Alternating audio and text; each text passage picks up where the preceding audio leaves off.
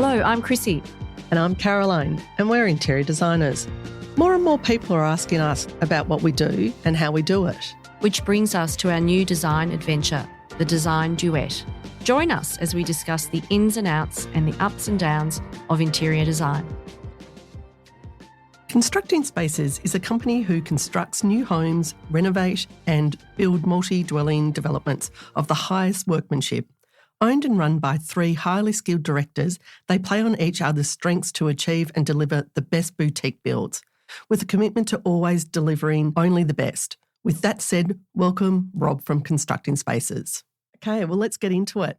So, Rob, here we go. First question. What design, colour or material trends are you seeing in renovations or new builds for downsizers? Well, Caroline, Chrissy, I think the biggest thing here we're seeing is a strong shift towards warmth and natural texture, especially for downsizers who want a calming, low-maintenance home that still feels elevated. Australian earth tones are definitely having a moment at the moment.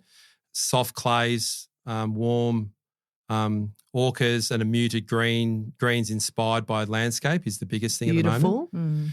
These colours work beautifully with natural materials like timber, stone and linen, seems to be the craze. There's also a big focus on comfort and longevity. Wider hallways is big at the moment. No thresholds is very important. No thresholds in showers, and clever storage is one of the biggest things that are high on their lists at the moment. Well, they want to stay in their home longer. Yeah, and I think a lot more people are staying in the home longer and they're not moving, and the cost of housing and moving is quite high. Yeah, and kids aren't moving out as much early these days. Yeah. Or they go and they come back. True. Like my children. And go and come back again. That's right. Yeah. Lucky you. Do you think clients are still drawn to open plan living, or is there a shift towards defined spaces? There's definitely a shift happening. While open plan living is still popular, many clients want more defined zones within those larger spaces, especially after spending, I think, more time at home in recent years with COVID. Yeah, definitely. We're seeing a rise in broken plan layouts where suitable architectural elements like internal windows, double-sided fireplaces are becoming popular again. Half-height walls help create separation without closing it off. Yep. These are also a big push towards dedicated space, like home offices are big, media rooms or quiet retreats to get away. And I think that's more because of, as you said before, Chrissy, with kids staying at home, everyone wants their own little space. And probably a move away from one big room where that used to be the biggest craze. So one room does all. That approach is really gone, we're finding. And we're even finding now after 9 years or 10 years, we're getting called back to redefine some spaces by adding something in there and like adding a wall or adding some doors and something there just to, reconfigure the big open space they had 10 years ago. Yep. Interesting. So what advice would you give clients starting a renovation who feel overwhelmed by the process, Rob? That's a good question. I think the biggest thing is really start by getting a real clear on your goals. How you want to live in the space is really important, and what your must-haves are, and importantly, and what your budget is. Yeah. And then from there, a consolidated approach with your builder, ideally from the very beginning, can make a huge difference. When clients, builders and designers like yourselves collaborate early on, the whole process runs smoother, decisions are easier, and most often, less surprises come up. The biggest thing here is you've got to trust your team around you. Yeah. You've chosen and ask lots of questions and try to enjoy the process. It's a creative journey, not just a checklist. But I think engaging the designer and the builder earlier on, which is starting to happen a lot more in Australia, but it never did. It used to be the opposite. Yeah. But I think people are starting to trust the process a bit more. Yeah. I can definitely see that your team is like that, and you especially worked a lot with you, Chrissy and I, over the time. Yeah. And I feel like you are that sort of approachable person who you can ask questions to, and you never feel intimidated. You never make anybody feel like they're asking something a little bit silly, or you're always very clear in making sure that they understand the process, what's going to happen next, and what you need to select and choose. And that probably gets the overwhelming bit away from it there. And then, as I said, it's just the trust factor on trusting people. And it's even get to the point now where we even just have an open book policy where we show the clients all our costings and our pricing so they actually get a warm feeling to say, well, look, this is what it actually costs. Yes. So there's no hidden agendas, and this is the amount of margin we need to make to survive and live and prosper. So, and they don't begrudge that anymore. So it seems to be a better approach. So that whole try to find three builders, try to find 3 quotes, try to find these designers is gone a bit. Yeah. Transparency is key. Absolutely, Chrissy. Absolutely. And red flag if you don't trust your builder. Oh, 100%. Absolutely. Well, and if the designer and the builder don't get along, that's the process is going to end disastrously anyway. So. Yes, that's not good. How do you actually acquire your clients, Rob? And what does your process look like once a project begins? Most of our work comes through referrals, past clients, designers and architects we've worked with. From the first conversation, we focus probably on clarity and trust is the biggest bit. We're big on having upfront, honest discussions early about budget, timelines, expectations and any potential constraints. Avoiding tricky conversations only builds anxiety down the track. So to rather put everything on the table from the start, once a project begins, we map out our key milestones and keep clients in the loop with regular updates. It helps everyone feel confident and in control through the build. Look, some people don't like the upfront discussions. You know, some people like to live in a fantasy land and make them feel warm and fuzzy, but all you are doing is delaying the inevitable. Yes. And it is a long process. And as you've attested to the people that live up the road from where you live and mutual clients, and we've known them for a long time and they still talk to both of us really fondly. Absolutely. So, and that just speaks, credit to both you and Chrissy and ourselves of how a relationship can be held after 11 years. Yeah, that's right. So it's a long time. So if you have the upfront discussions and you'll have your moments when they don't agree and you don't agree, but you just can work through that. But I think, again, getting back to what Chrissy said earlier on was the transparency is the key. Yeah, absolutely. And tell us a little bit about sustainability because it is becoming a bigger priority and what features are worth the investment? Yes, look, it's definitely top of mind for more clients, but it's hard, it has to be a balance with budget. Especially in the current market where costs across the board have gone up significantly.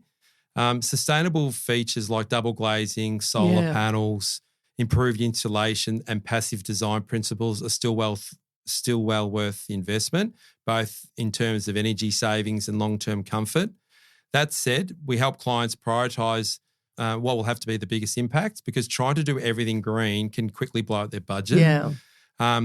It's about smart intentional choices that suit the home and the lifestyle. The biggest thing at the moment with sustainability is that unfortunately it does cost more, which is it's probably wrong, but it is. Yeah, Would you so say true? Double? Yeah, it's probably hit that because like solar at one stage was until they announced the fact that they were going to alleviate gas. Yeah. All of a sudden solar went double to triple, which is bizarre. Now they've introduced the saying that, look, no, gas is going to be available. It's only really not available if you're doing a multi-development site. So if you're still building a one-home, brand new home, you can still get it. Yeah. You just can't get it if you're building multiple places. But as soon as they announced that, solar went through the roof, which is like, why should it go through the roof? Because like before they announced it, nothing's really changed. No. It's the same product. So everyone wants sustainability, but when they look at starting costs, then they start to say, where do I save? The biggest thing we're doing there with solar now is just getting it ready for future for batteries because batteries are still very dear because the technology of battery and the footprint is still big. And the investment in batteries can be anywhere up to $20,000 to $25,000. Wow. Yeah, wow.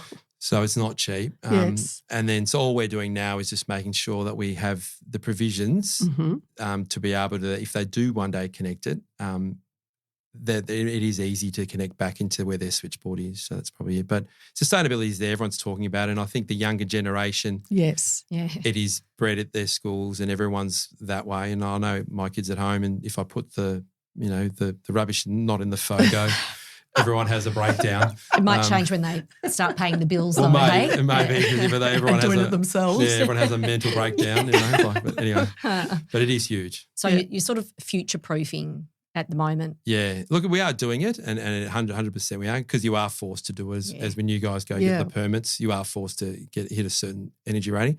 Like double glazing is just you have to do it anyway just to meet the criteria. But apart from that, just like solar is one big one, and people are putting it in because it does make a difference to your bill. But the outlay at the moment has gone ridiculously high, and it shouldn't have, because before they announced that gas was going to be alleviated, it was like 12 or 15,000. Then from there, it's gone to 30,000. Oh, it's madness. There's no need for it to be like that. Yeah, absolutely. It's crazy. Change of pace. Yep. How do you help clients balance timeless design and current trends? We often guide them towards classic forms and palettes as a base, then layer in trends through lighting, hardware or furnishing. This is music to our ears. that can be updated over time. Function and quality always come first, and space that works will never go out of style. But this is where you come as designers really play this role. As the builder, we just basically can help them by saying, look, no, this is classic. It's give them the reassurance that you give them is what they're looking for. Like just if you keep to the classics, it'll always stay the same. And then you guys can introduce a lot of things through furnishings. It's amazing what you end up doing after we do the core. Yeah. And that can always be changed as trends change. You can add it through lighting and change a light. Yep. You can change furnishings and all that kind of stuff. Yeah, because that was definitely going to be my next question, Rob. Do you recommend using an interior designer, to all your clients, and why would you? And obviously you've just answered that, saying that, we can make a difference to the end of the build and during the process as well, if we're both, working to the same goal, and that is to make sure that the house is done beautifully for the client. You don't want the designer to come in halfway through exactly and change everything. That's true. Yeah, look, and the biggest there, absolutely you'd recommend it. And then you're talking now 18 years on since we've been doing it. At the beginning, I think the relationship with interior designers and builders weren't as where they are today. I reckon it's moved a lot. And I think it's just through the younger generation. Well, now we're not as young, but coming through. But absolutely interior designers bring so much value to a project, not just in terms of aesthetics, but in helping the clients make confident, cohesive decisions. I don't think many clients realise just how many decisions need to be made along the way, and how much each one can impact other elements. True. There's a real flow-on effect, and when decisions get delayed or changed midstream, it can slow the construction process and cause a lot of avoidable delays. Yeah. A good designer helps keep things moving, keeps the vision consistent, and ensures selections are made on time, which is a huge, huge help to both the client and the build team. So, to answer your question from the beginning, absolutely recommend it, because I think when all the moving parts is one decision can impact 3 decisions down the track, and clients don't understand that. And things like the block have absolutely destroyed that. Like it's, everyone just thinks everything's done instantaneously. Yes. Because we've become an instantaneous society. Absolutely. But I don't think that if you have a good designer, they're thinking 4 steps ahead. And as the builder, we're telling them what the steps are. They're getting it, and then verbalising that back to the client and saying, "Well, no, this is important now because of what happens later on."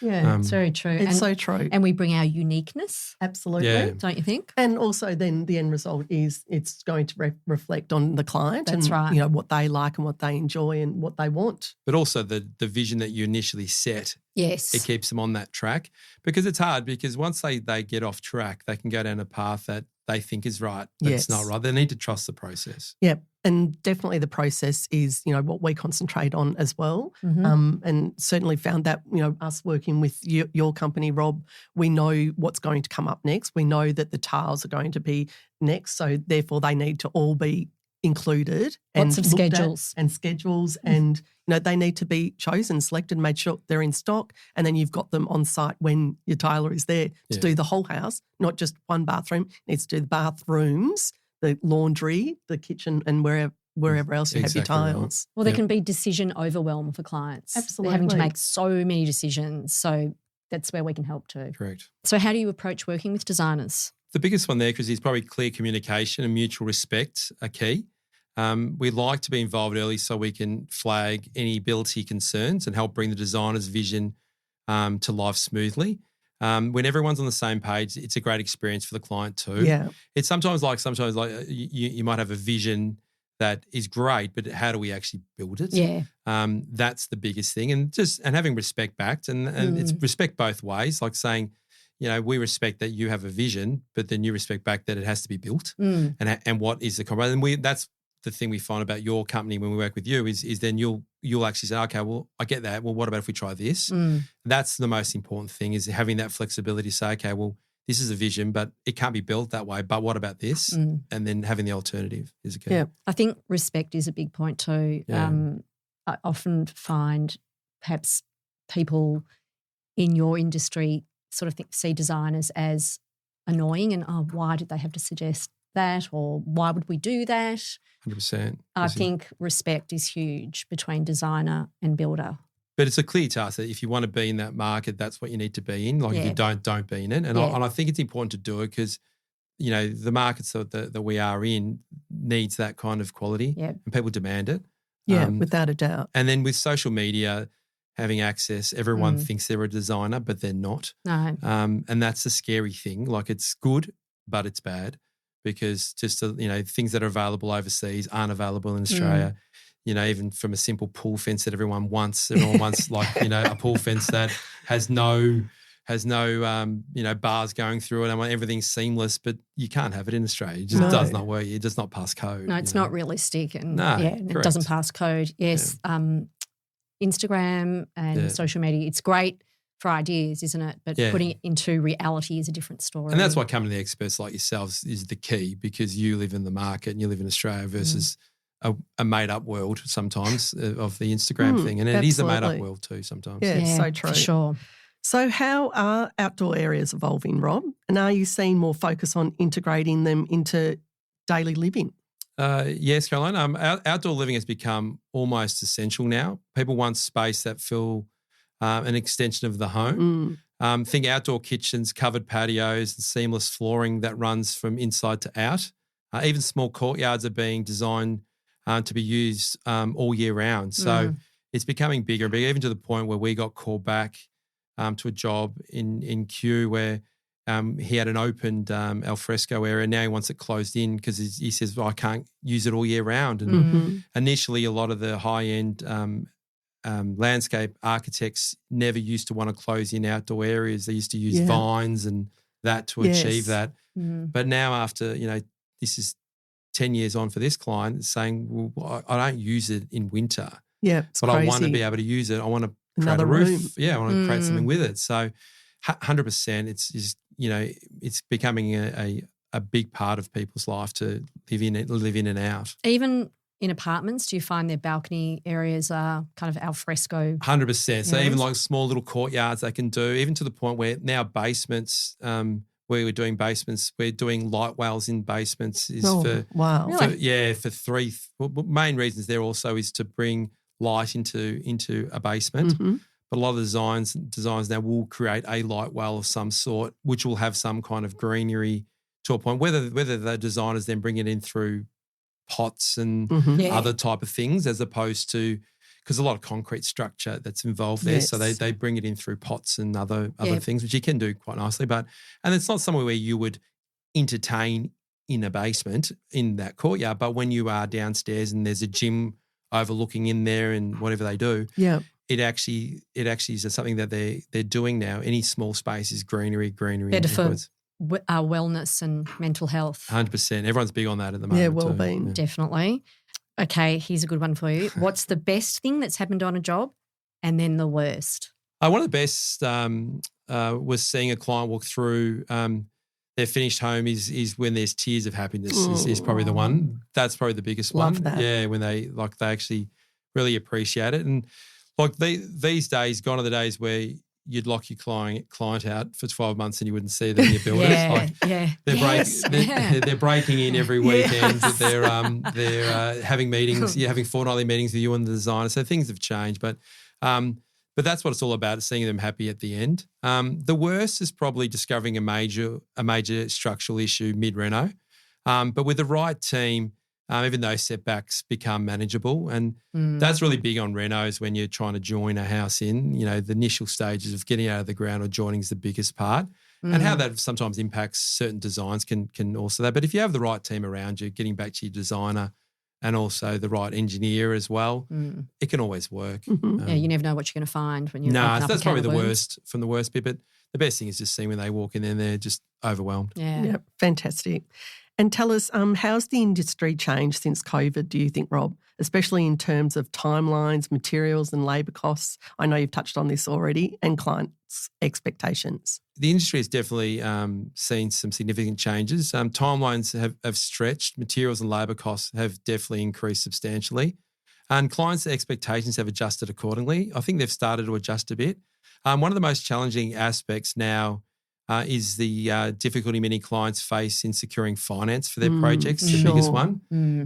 Builders are actually often, even ourselves, are required to provide full financials in order for the clients to get loans approved, where that never happened before, which adds another layer of complexity.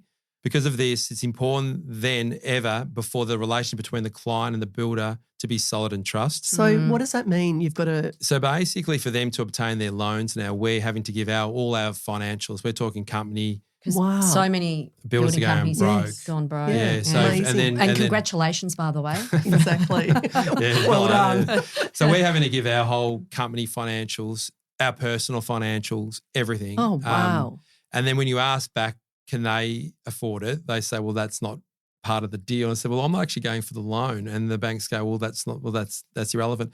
So the clients are really appreciative with it, but it's a lot more work and complexities. And we're talking high wealth individuals who used to get loans whatever they wanted. 24 hours. But that's all stopped, from the medical industry to you name it. It's all ended now. So then the biggest reason, as you just said, is the amount of builders going broke is huge, and the client and the banks need to feel confident and with the stability of the builder. The biggest thing is just, again, getting back to the fundamental communication, transparency through the process. And that's our biggest marketing thing that we push, and the biggest thing that we solely believe in every day is communication, transparency. It seems to be overall theme of this conversation. Interview. Yeah, absolutely. Okay, so I usually do this thing, a myth, and I'm going to ask you, and I'm wondering if it's going to be what I think it's going to be. What's a common myth about building or renovating that you wish more people understood wasn't true? That the cheapest option is always the best option. Yes. When it comes to building or renovating, it's crucial not to base a decision solely on price. Yeah. Cutting corners can lead to long-term issues with quality, durability, and even safety. Investing in reliable builder, quality materials, and a good designer will pay off in the end. It's always better to budget wisely and prioritise quality to avoid costly repairs or renovations down the track.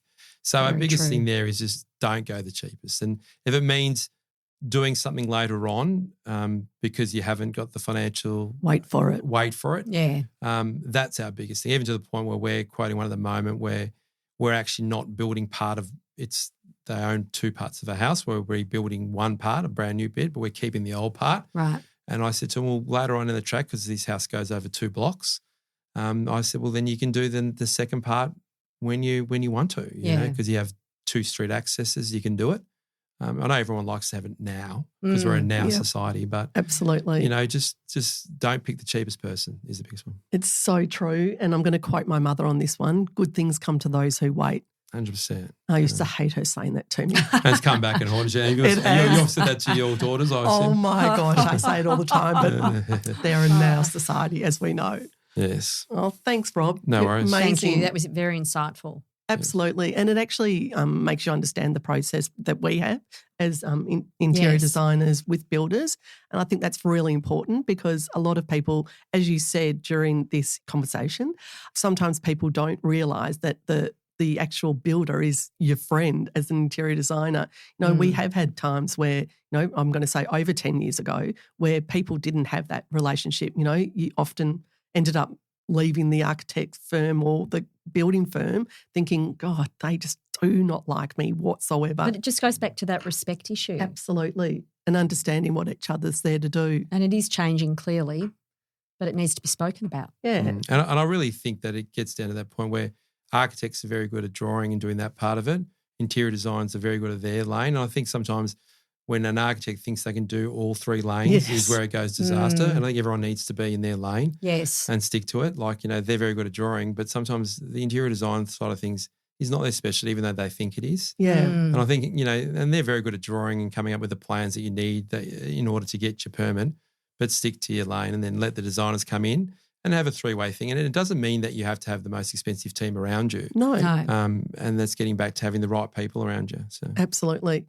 Well, thanks, Rob. No worries. Thank you so Amazing. much. That was great. And Constructing Space is a fantastic company to work with. And definitely you can see that they're trustworthy and very, very high-end. And they do a fantastic job. Thanks, Caroline. Thanks, Chrissy.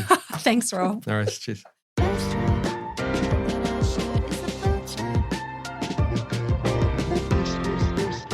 Thanks for listening.